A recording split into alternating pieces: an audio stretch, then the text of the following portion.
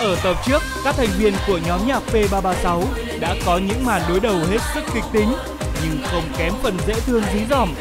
Nhưng bây giờ, họ sẽ cùng nhau chinh phục chặng đường cuối cùng mà bao nhiêu nghệ sĩ từng lo sợ. Và bây giờ tiếp theo là cái phần mà tụi mình lo lắng nhất, cái phần mà nguy hiểm nhất và cái phần cũng như là quyết định cuộc đời của tụi mình là đi xin nhà dân. Đêm nay 4 thành viên của P336 chúng ta sẽ ở chung một căn nhà. Wow! Cảm ơn. Tuyệt vời. Coi ngôi nhà nó có 5 chữ. Đi rồi tiếp sau. Chứ bây giờ bác nghĩ ở đây làm gì có cái nhà nào. Nhớ đâu con chó. Chị ơi em sợ chó. Em sợ chó em. Con chào chú ạ. Chú có thể gợi ý cho tụi con có thể tìm một ngôi nhà mà 5 chữ ý chú. Dạ, xung quanh đây có ngôi nhà nào là 5 chữ. 5 chữ. 5 chữ. Chị nghĩ là bây giờ mình phải bàn lại ý. Tại vì nhá, bình thường nếu mà một căn nhà dân thì người ta không thể có một cái tên nào đấy được. Chắc chắn là nó phải là một cái gì đấy như kiểu một cái cửa hàng hoặc một cái gì đấy. Một cái nhà mà người ta có cửa hàng ấy, hoặc là có liên quan tới một trong những cái thử thách ở sáng của các bạn. Ê, sáng giờ mình đi đến đâu? Tàu, ga tàu. Không phải ga tàu. Bánh tráng. Trang trại vườn dâu Nhật. Ủa sao em bịa ra thế thì bây giờ em tìm 5 gì? chữ em phải đoán đại đến một hồi mình có thể tìm ra. Không, bây giờ mình không thể làm theo quán tính được. Thôi bây giờ mình cứ đi thôi, mình phải đi. Đây coi thử sao. Thứ nhất mình cần phải làm là đi. Cái gì đấy? Quán giếng thôi. Mấy cái này nó không liên quan đâu. Đây, quán lẩu nướng sân vườn. Xuống đâu, bây giờ có đưa vô xuống rồi. Tại vì bây giờ dù sao mình cũng hết cái cách nào rồi. Dạ cách nào. Dạ bây giờ là tụi con đã cần tìm một ngôi nhà có 5 chữ. 4 chữ này. Nãy con có nhìn thấy có một cái biển là Lang Bô Hô ấy. Lưu trú cho khách ở lại á. Lưu trú. Nhưng mà ở dưới đó nó cũng rộng lắm. Tụi em xuống tham quan đi. Đi qua. Đi bên hông đường này nè. Tuổi thơ Tuổi thanh xuân ở dưới đó nữa. Tuổi thanh xuân. À đúng rồi, tuổi thanh xuân. Tuổi thanh xuân. Tuổi thanh xuân. Tuổi thanh xuân thứ 3 hả? Có thể. Dạ dạ. Cảm ơn nhiều ạ. Bây giờ mình sẽ đi đường nào cô? Dạ cảm ơn cô. Yeah, yeah, yeah, yeah, yeah. P336 mẫu ơi là mẫu. Yeah. Em chào anh. Anh ơi, anh cho em hỏi là ở đây có cái nhà nào mà có 5 chữ và là có ký hiệu là tuổi thanh xuân. Ký hiệu chính xác của nó là Nhà của thời thanh xuân. Nhà của thời thanh xuân. Xin chào anh. Chúng tôi 336. Tôi là thơ.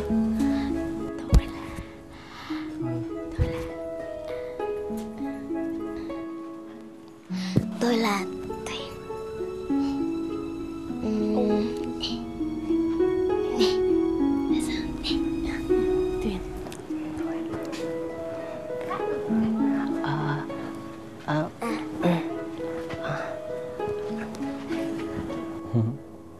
Xin giới thiệu mình là Tờ I E E N Tiến.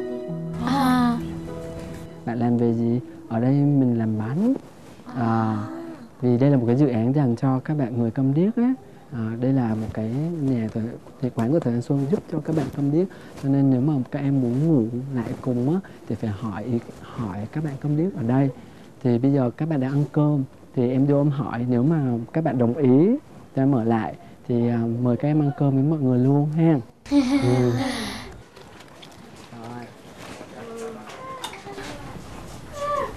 Chúng tôi 336.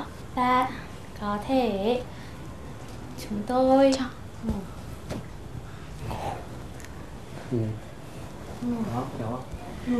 ngủ. Được Giang, được. Thế Tiến được không? Tại sao?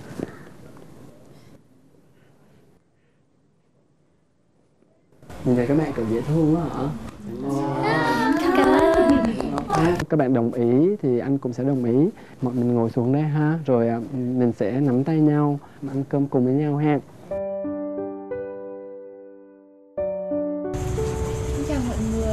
Mình xin giới thiệu một chút. Mình tên là Trang. Hôm nay được gặp mọi người ở đây mình thấy rất là vui, các bạn rất là dễ thương và thấy các bạn nói ký hiệu nữa nên mình thấy rất là dễ thương. Buổi chiều hôm nay lần đầu tiên mình nhìn thấy đám cưới của Trang, Trang chụp ảnh đám cưới, trời ơi, rất là xinh đẹp. Wow, mình nhìn mình ngạc nhiên quá, rất là nhiều quần áo, rất là đẹp. Và đến tối thì lại nhìn thấy rất là nhiều bạn trẻ tới với nhà nữa. Lần đầu tiên gặp các bạn mình rất là vui. Chúc tất cả mọi người một buổi tối ăn cơm thật là ngon và vui vẻ. Dạ, trước khi dùng bữa thì em xin được nói một vài câu là bọn em xin lỗi vì bọn em không thể nói chuyện được với cả, dạ, không thể nói được những ngôn ngữ ký hiệu với các anh chị, và rất là mong là bọn em sẽ có thể trò chuyện với các anh chị trong buổi tối ngày hôm nay.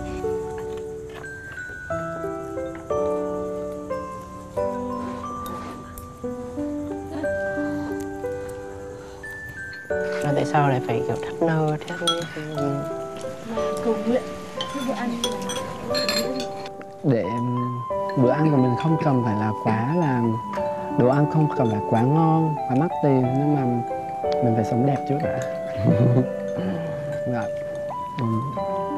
Rồi luôn nhắc nhở các bạn là ở ngoài kia hoa lá rất là nhiều, nên mình phải sống như những đóa hoa.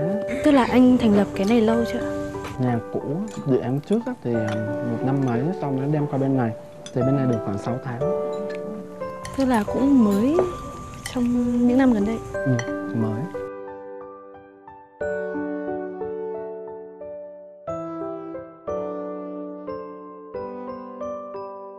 Vậy là sau một ngày chuyến hành trình của B36 cuối cùng đến cuối ngày thì B36 cũng có một điểm dừng chân để nghỉ qua đêm. Thì sau khi mà ăn tối xong thì cả nhóm sẽ cùng theo chân các thành viên trong ngôi nhà của thời thanh xuân tham gia vào những hoạt động của mọi người vào tối nay. Để mọi người có thể hiểu rõ hơn lý do tại sao ngôi nhà này được gọi là ngôi nhà của thời thanh xuân. Đây. Một bữa cơm giản dị cũng đã xong. Đôi lời tâm sự chưa nhiều, nhưng sự thấu hiểu có lẽ đã bắt đầu động lại, nên chút việc làm thì có chi là khó hiểu. Không biết là khi nào mà anh mở ra cái dự án như này thì không biết là hàng xóm xung quanh họ có dị nghị hay họ có nói ra nói vào cái gì không? Không, họ thương lắm. Giống như cái cô gọi là bà lớn lắm, bán nước nha đam ở đằng đầu xóm nè. Thì tụi anh không có đề bản á. Thế rồi ai mà hỏi quán Thời Thanh Xuân ở đâu thì anh mới nói với bà là bà lần sau ai hỏi bà ấy hỏi là bà ơi Thời Thanh Xuân ở đâu, thì nói là bà chính là Thời Thanh Xuân ở có. Hồi bé thì em xin lỗi, nhưng mà em hồi bé thì em rất là sợ, tại vì là em có một cái suy nghĩ là người ta không giống mình thì sẽ như thế nào. Nhưng mà khi mà em đã ngồi lại với mẹ em, sau đó là mẹ em đã nói cho em hiểu những thiệt thòi mà các bạn có trong cuộc sống, thì em cảm thấy rất là thương. Khi mà sinh ra thì mình đã không được trọn vẹn rồi, mà lại còn bị xã hội, không phải là toàn xã hội nhưng mà một thành phần nào đó nói chung là không chấp nhận, thì em cảm thấy là họ đã thiệt thòi nay còn thiệt thòi hơn nhiều. Thế là em không biết nói như nào, nhưng mà em thấy rất là buồn. Những ngọn nến được thắp lên cũng là lúc câu chuyện về thời thanh xuân tại một ngôi nhà nhỏ được bắt đầu. Màn đêm xen lẫn những ngọn đèn le lói, không gian tưởng đâu yên tĩnh nhưng đâu đó lại râm ran đôi lời tâm sự. Tụi anh định là năm sau tụi anh định dành tiền rồi thuê một chiếc xe rồi đi xuyên Việt giống như Lê Cát Trọng Lý á. Thì sẽ có người bán bánh, có người làm xà phòng, có người coi chắc vân tay á.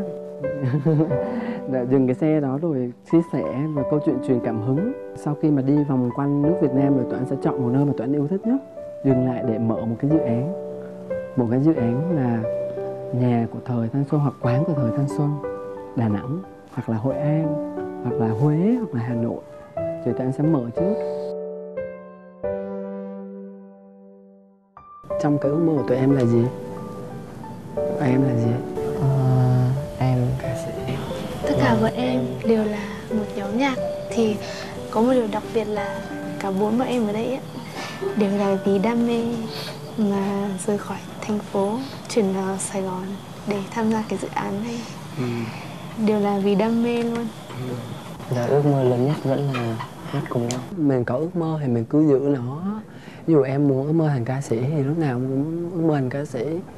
Thật ra hồi xưa anh cũng ước mơ mình là ca sĩ cơ. Nhưng mà không hiểu sao dính vô dự án này rồi những cái ước mơ của mình cũng cắt đi. Có những lúc tụi anh điều hành, có những lúc cãi vã giận hờn gai lắm. Nhưng tụi anh luôn luôn nghĩ đây là một gia đình. Và tụi anh đang cố gắng không làm vì tiền nữa. Thì tụi anh có gia đình ấy, thì tụi anh sống cùng nhau. Cho nên tụi anh có người bạn nó sẽ tốt hơn là mất đi một người bạn trong cái dự án này. Hồi xưa mình cứ phải theo quần này áo kia, phải có brand, phải có nhãn hiệu các kiểu ấy. Nhưng mà khi mà anh làm việc với các em á, làm ngoài việc ngoài vườn á, thật ra người ta không cần đánh giá mình là ai nữa, vì mình biết mình là ai rồi. Mình đi một đôi dép vàng nhưng mà rất là thoải mái. Nhưng thôi, hát. Ngồi nơi đây mơ về một ngày xa xăm gần em mãi. Rồi đông qua thu sang, lá khô rơi vàng, đêm là buồn rơi theo thời gian.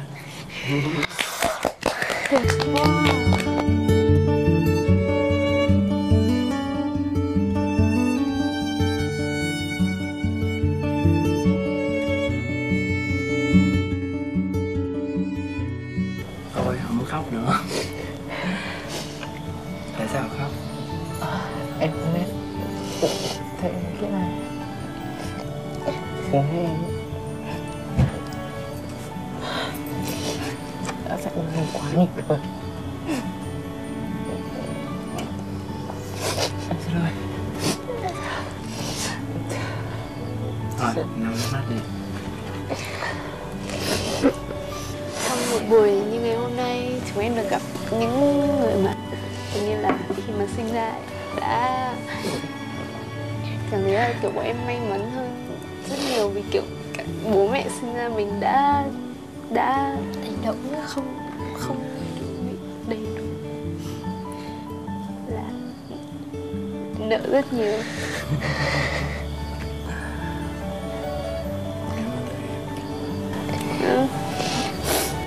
Thật ra hồi đó thời gian đầu em từng quê vô giống như mấy bạn này đây, tại vì hầu như là em sống trong nhà chung cùng với anh Tuyền, anh Thắng và một anh nữa, thì hầu như là em ở trong phòng ít, không có ai xung quanh hết, mà so với cái lúc mà em ở dưới Ninh Thuận là có rất là nhiều người, cho nên là cứ khóc hoài, hầu như ngày nào cũng khóc với mẹ.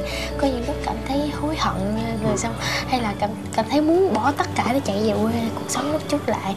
Nhưng mà thời gian em suy nghĩ là nếu như mà em muốn đạt được thành công sau này thì em phải chịu hy sinh, phải chịu như vậy, cho nên là dần rồi thấy cũng mạnh mẽ, thấy cũng vượt qua được, cho nên là bây giờ cũng không có gì dễ khóc nữa.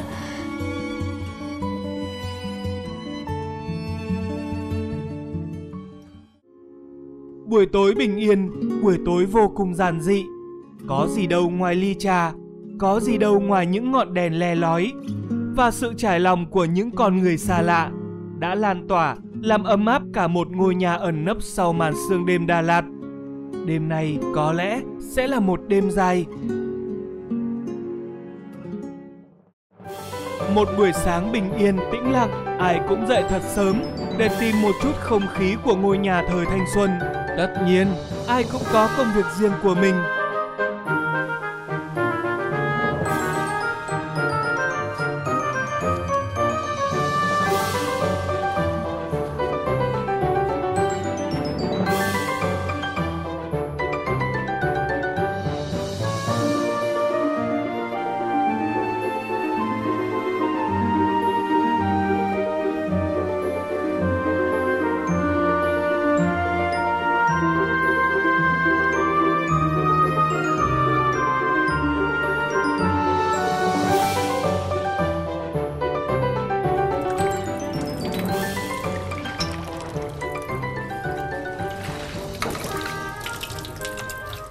Hôm nay hai em sẽ giúp chị làm công việc phục vụ.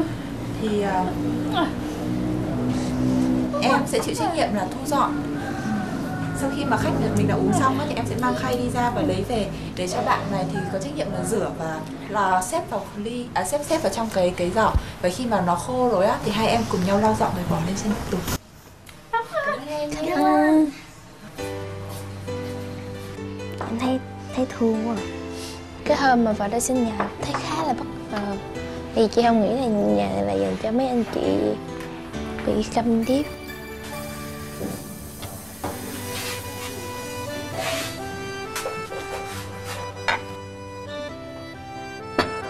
Cái này là trà hoa, hình như là trà hoa sói.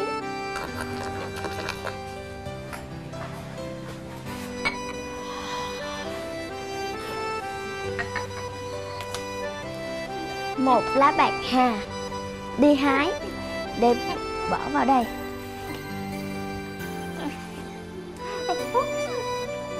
Chị sẽ đi hái cho em để vào đây.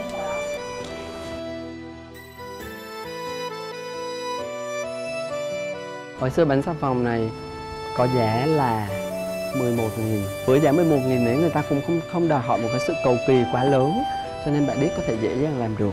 Thì đây là một cái xà phòng muối. À, em ngửi coi, nó có mùi gì? Mùi muối á. Không, mùi bạc hà. Đấy, ghê không? Hôm nay chúng ta sẽ làm một cái xà phòng mà nó đơn giản và nó rất là đẹp. Cắt.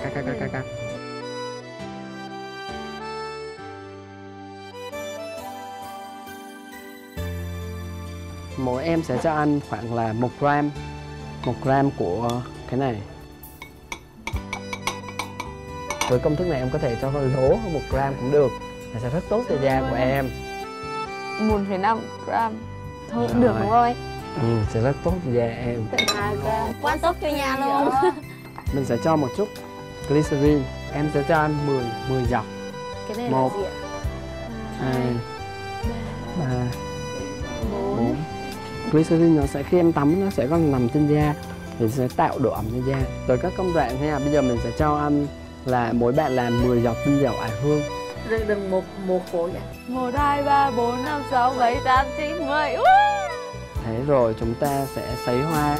Trong khi 3 thành viên của P336 đang thích thú với công việc làm xà phòng, thì cô em út của nhóm đang cẩn mẩn với công việc mà có lẽ cô cho là thú vị. Chị còn khách không? Khách còn khách không? Em sẽ phụ mấy chị. Còn phụ, dạ.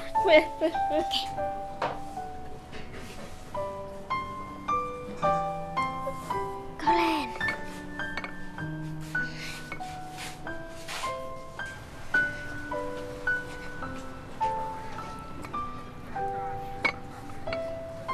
Chị tên là gì? Tên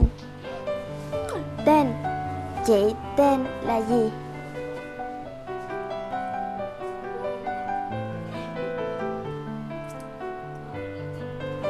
Dung.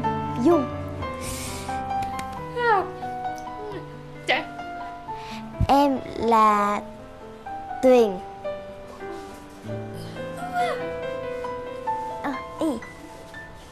Tuyền.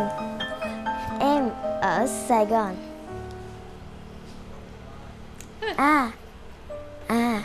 Em ở Sài Gòn. Hôm nay em nhớ. Có, em vui. Cố lên. Sau đây là tới giai đoạn chọn khuôn. Chọn khuôn bánh xà phòng. Bây giờ chúng ta sẽ rắc nó lên bánh của mình. Em sẽ bỏ nó trước, sau đó em sẽ đổ, em shake cái này lên cho nó đều các loại nguyên liệu của mình. Tùy em có thể đổ đầy hoặc là gần đẩy. Với lại thời gian nó thấp lại một chút á, tại vì nó nóng quá nó sẽ tạo bọt nhiều á. Xong chúng ta đã xong một cái bánh xà phòng simple way, đơn giản nhất. Xong rồi ạ?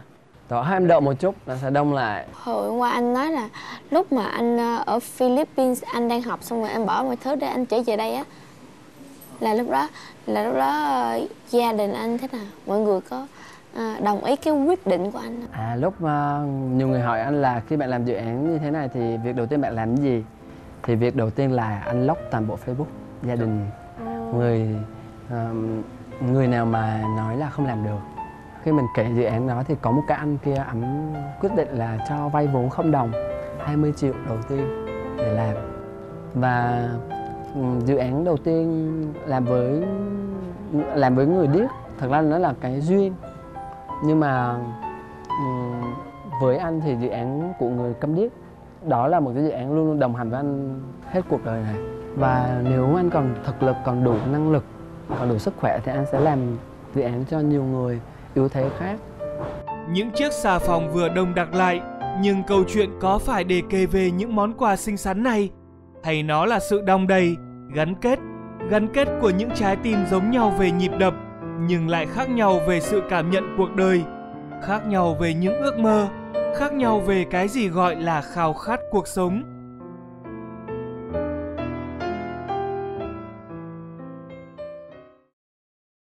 Dạ. Vô chị có cộng ly không? Vô.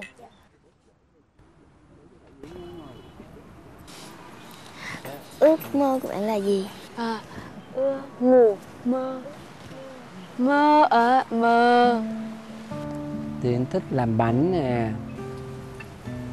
và được nhìn, giúp đỡ tất cả mọi người tới đây và học, cố gắng. Trong tương lai là thích mơ được làm cái gì? Tiền á, tiền nhiều để mang về, để dành cho tương lai. Cố gắng lắm.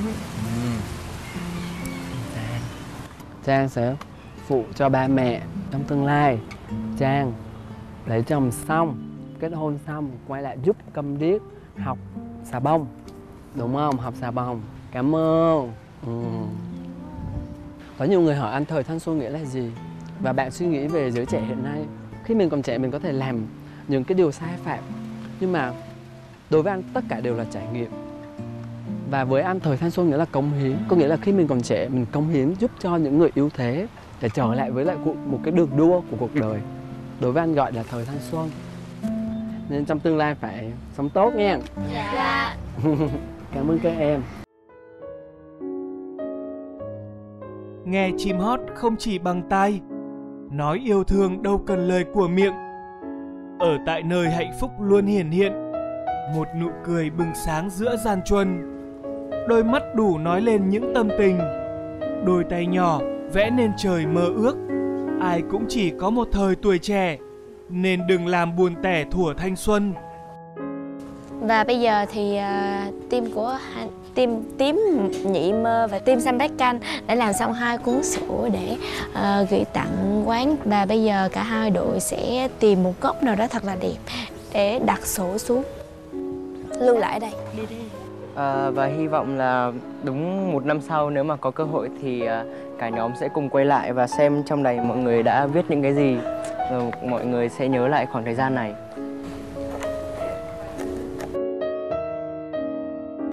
Em cảm ơn vì những ngày qua cả gia đình đã giúp đỡ bọn em trong những ngày ghi hình vừa rồi. Để cảm ơn thì bọn em cũng không có gì nhiều, thì bọn em có những cái khăn cho mọi người quàng lên cho nó ấm. Và hãy sống như đóa hoa này, tỏa ngát hương thơm cho đời. Sống với nỗi khát khao rằng được hiến dâng cho cuộc đời. Mai sau dẫu có gian nan thì ngày mai là ngày tươi sáng hơn. Tôi sẽ viết nên câu chuyện của cuộc đời riêng tôi. Và tôi sống như đóa hoa này, tỏa ngát hương thơm cho đời. Sống với nỗi khát khao rằng được hiến dâng cho cuộc đời.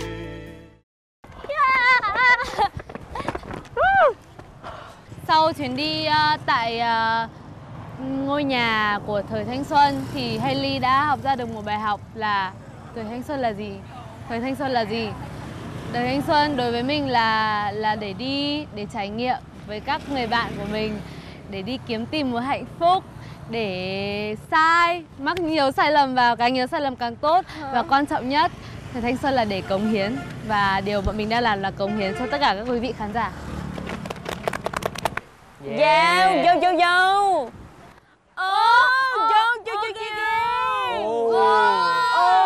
Đẹp quá, trời ơi. Chị thấy Tuyền giống chị hơn là em ấy.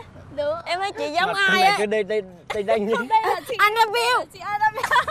Ok, và mọi người hãy nhớ khung giờ phát sóng của chương trình là 17 giờ 20 vào thứ Bảy hàng tuần trên HTV7. Và đến đây chương trình xin chào tạm biệt và hẹn gặp lại. Ở tập tiếp theo sẽ là câu chuyện thú vị của các thành viên còn lại của nhóm P336. Việt Thi trẻ trung, Diệu Minh năng động, Ngọc Phụng hóm hình, Thành Hiển vui tươi. Tất cả sẽ khám phá vùng đất Bến Tre. Chuyện gì sẽ xảy đến với họ khi gặp phải những thử thách cam go của chương trình? Mời các bạn đón xem Lữ khách 24 giờ phiên bản cha con hợp sức lúc 17 giờ 20 thứ Bảy hàng tuần trên HTV7.